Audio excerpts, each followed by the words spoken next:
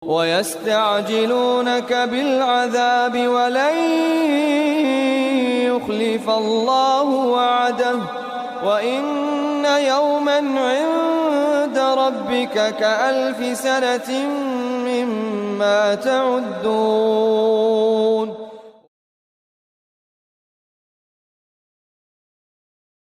Kalau dibandingkan dengan di akhirat, hidup di dunia ini sebenarnya tidak ada apa-apanya.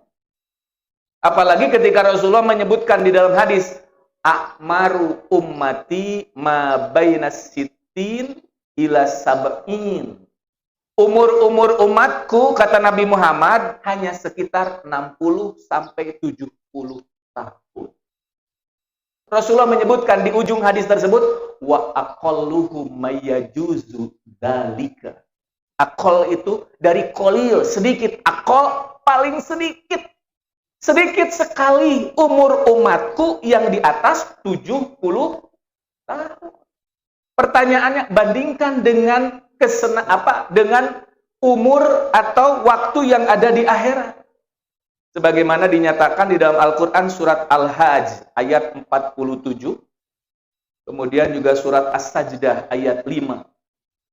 Allah menyebutkan bahwa di akhirat itu fil yaumi kana miqdaruhu alfasana. Fi yaumin itu berarti satu hari berapa jam?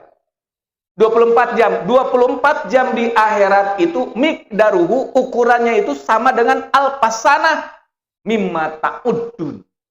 Maksudnya di akhirat nanti 24 jam satu harinya itu sama dengan 1000 tahun di dunia. Ternyata ayat Al-Quran didukung juga oleh hadis Rasulullah. Kalau di dalam hadis Rasulullah menyebutkan yadkhulul fuqara al-mu'mina al-jannata qoblal agniya. Akan masuk orang-orang fakir, orang miskin ke surga. Jadi orang miskin dengan orang kaya, dua-duanya beriman. Orang kaya sholat, orang miskin sholat. Orang kaya saum, orang miskin saum. Orang kaya sodako, orang miskin sodako. Dua-duanya beriman kepada Allah, maka dua-duanya pasti akan masuk ke dalam surga. Hanya kata Rasulullah, orang miskin masuk surganya lebih dulu daripada orang kaya. Bedanya kata Rasulullah, binisfi yaumin, hanya setengah hari. Kalau di dalam Al-Quran satu hari 24 jam, kalau di hadis setengah hari berarti 12 jam. Hanya kata Rasulullah setengah hari di akhirat bihumsumi'ati amin, sama dengan 500 tahun. Jadi sama antara Al-Quran dan hadis. Ketika umur manusia itu antara 60 sampai 70 tahun, dibandingkan dengan di akhirat gak ada apa-apanya, karena satu harinya saja 1000 tahun. Setengah harinya 500 tahun.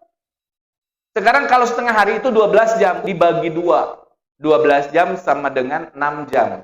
Berarti 6 jam di akhirat sama dengan berapa tahun? 500 bagi 2. 250. 6 jam dibagi 2, 3 jam. Berarti 3 jam di akhirat, di dunia berapa? 125 tahun. 3 jam bagi 2, 1 jam setengah. Berarti 125 bagi 2. 62 tahun setengah. Tidak sampai satu hari, 2 jam, 3 jam pun tidak. Pertanyaannya, kenapa kita umat manusia hidup di dunia terus saja dipikirinya dunia? Jadi di sini menunjukkan banyak umat manusia dia hidup di dunia serasa akan hidup selamanya, padahal dia akan meninggal. Kita tidak tahu kapan akan meninggal. Pertanyakan kepada diri kita, sudah sejauh mana amal ibadah kita? Karena umur kita ini termasuk yang akan dipinta pertanggungjawabannya. Umur itu kan manfaat, pengambilan manfaat. Umur itu dalam bahasa Arab itu. Kalau ditanya umur berarti dimanfaatkan apa saja. Jadi itu umur namanya. Sayyidina Ali bahkan menyebutkan, jika kita umur 60 tahun, maka setengahnya habis dipakai tidur. Tapi sekarang berdasarkan teori para ahli kedokteran, rata-rata manusia tidur 1/3 dari dalam sehari. Sehari itu 24 jam. Rata-rata manusia tidur 8 jam. Jadi kalau 8 jam itu 1/3-nya.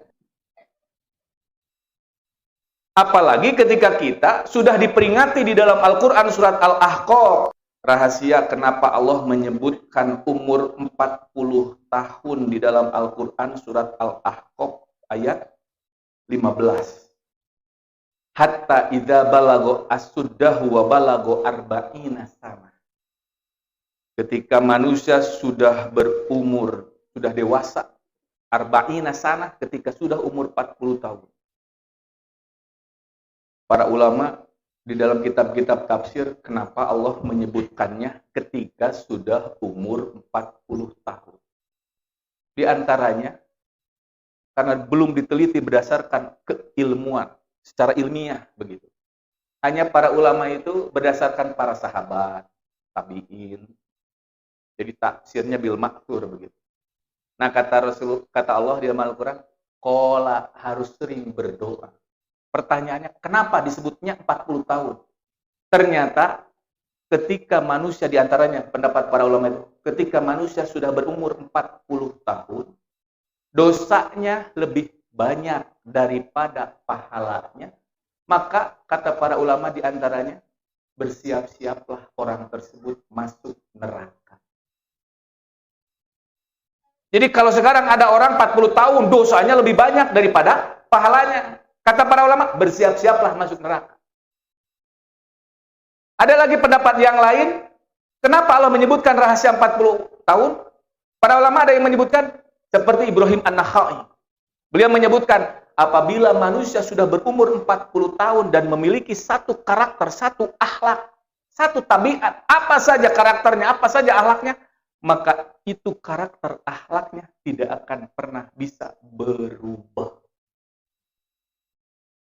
Ada penelitian ahli neurologi yang bernama Sarah Jani. Dia menyebutkan setiap manusia belajar itu menyambungkan sel neuron. Ketika sudah nyambung sel neuron, berarti dia sudah belajar sesuatu. Ketika itu sudah nyambung, maka tidak akan pernah putus seumur hidup. Kecuali jika tersumbat atau pecah. Kata Sarah Jani, ada yang disebut di dalam otak itu yang disebut dengan PFC, prefrontal cortex. Posisinya di antara dua halis di tengah-tengah. PFC ini fungsinya banyak. Setiap manusia belajar kan menyambungkan sel neuron. Kalau sudah nyambung, udah tidak akan pernah putus seumur hidup. Kecuali tadi, kalau tersumbat atau pecah. Nah, PFC ini, kata Sarah Jane, itu di antaranya fungsinya pengambil keputusan. Nah, PFC ini pengambil keputusan. Kenapa kita mengambil keputusan yang positif ketika dia sudah paham tentang ilmunya? Kalau anak-anak kita ketika kemudian dididik oleh kita, Allahu Akbar, ke masjid, nah, ada kenceleng, nah, masukin ke kenceleng. Itu PFC. Kalau sudah 40 tahun setiap ada azan ke masjid, setiap ada azan langsung sholat, maka di atas 40 tahun dia sel neuronnya sudah nyambung. Allahu Akbar ke masjid, Allahu Akbar ke masjid. Kenapa? PFC-nya sudah nyambung. Nah, kata Sarah Jane, ahli neurologi dari Amerika, dia menyebutkan jika manusia sudah 40 tahun, ini PFC tidak akan pernah bisa berubah lagi. Stop. Makanya pantesan Allah menyebutkan hatta idza balagu asuddahu wa balagu arba'ina sana. Ketika manusia sudah berumur dewasa, ketika manusia sudah berumur 40 tahun, itu tidak akan pernah bisa berubah. Maka ketika kita sudah 40 tahun tidak bisa berubah, maka yang bisa merubah kita hanyalah Allah. Sehingga ketika kita manusia sudah tidak bisa berubah dalam segi apapun, dalam segi karakter, maka yang bisa merubah kita hanyalah Allah. Dengan cara apa? Maka Al-Quran surat Al-Ahqaf ayat 15 menyampaikan, maka berdoa. Jadi cara merubah kita adalah dengan berdoa kepada Allah. Karena secara teori ilmiah manusia sudah tidak bisa berubah, Allah mah mudah merubah kita.